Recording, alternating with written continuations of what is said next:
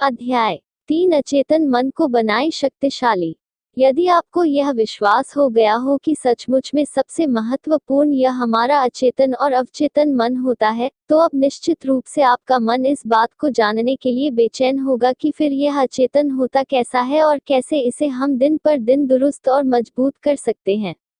अब मैं आगे आपकी इसी तरह की कुछ जिज्ञासाओं को शांत करने की कोशिश करने जा रहा हूँ। मेरी कोशिश होगी कि मैं इन बातों को आपके सामने सरल से सरल तरीके से रखूं, ताकि आपको समझने में कोई उलझन न हो। आइए तो सबसे पहले हम देखते हैं कि यह अचेतन मन है क्या।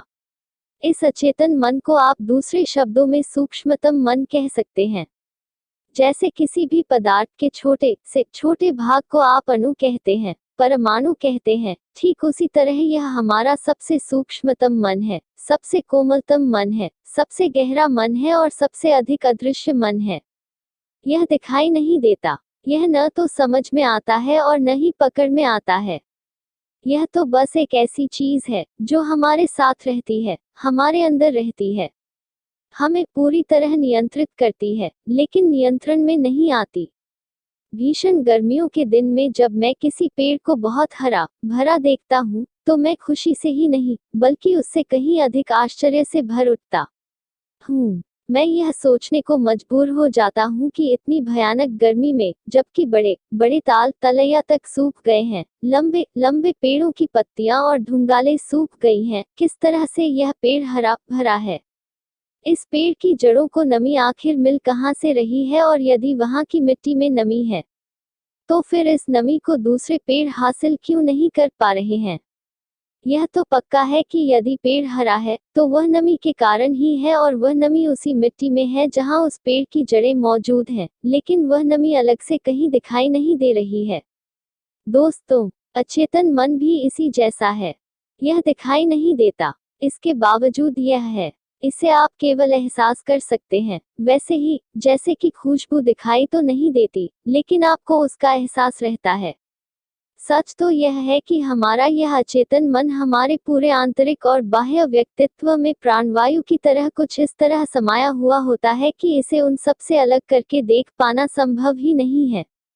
बल्कि शायद यह कहना और ज्यादा सही होगा कि धीरे धीरे हमारा जो निर्माण होता है, वह निर्माण मूर्त हमारे अचेतन का ही होता है।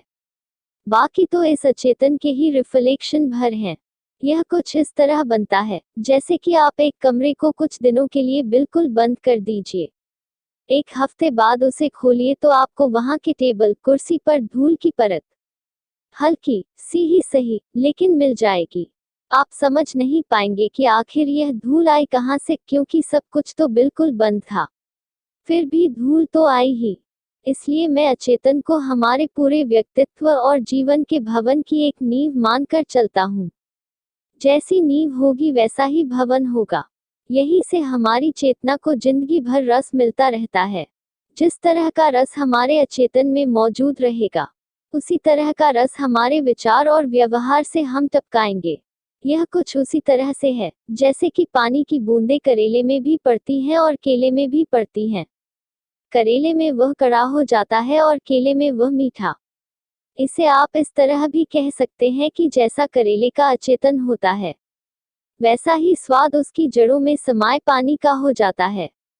जैसा अचेतन केले का होता है, वैसा ही स्वाद वहां की जड़ों में पड़े पानी का हो जाता है।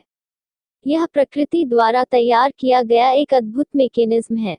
हेलो दोस्तों, हमारी ऑडियो बुक आपको पसंद आए तो उसे लाइक करें और हमारे चैनल को सब्सक्राइब करें, जिससे हमारी आने वाली नोटिफिकेशन आपको मिल सके।